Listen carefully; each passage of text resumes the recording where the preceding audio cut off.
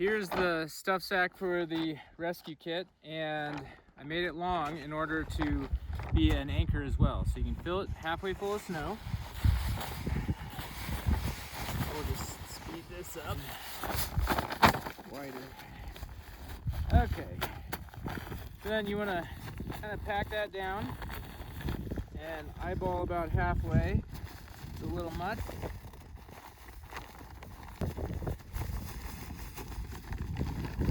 Okay. And then I want it to be a bit of a cone at the top, so that then when you twist it, full rotation, and fold it back on itself, it's easier to pull this top down over the middle.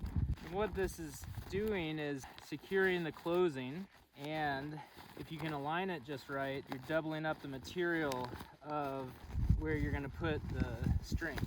And then the longer you let that set up, the more firm it's going to get, and that air is just going to, those snowflakes that have now been agitated are going to be grumpy and then get hard. For here now, this powder snow, it's pretty dense. And then what's included is this Dyneema eye-spliced cord that's crazy strong. And I'm just going to girth hitch that.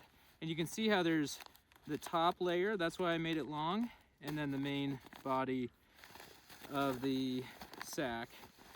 And no snow can get out of here. And then we made this seam really strong so it won't explode out of there. And then I'm just gonna set that in my deadman groove and make this string come straight out instead of up and then out. It's gonna come straight out. And then I'm just gonna backfill this while I use it. And so we can use this for crevasse rescue, doing a blade ski cut or something.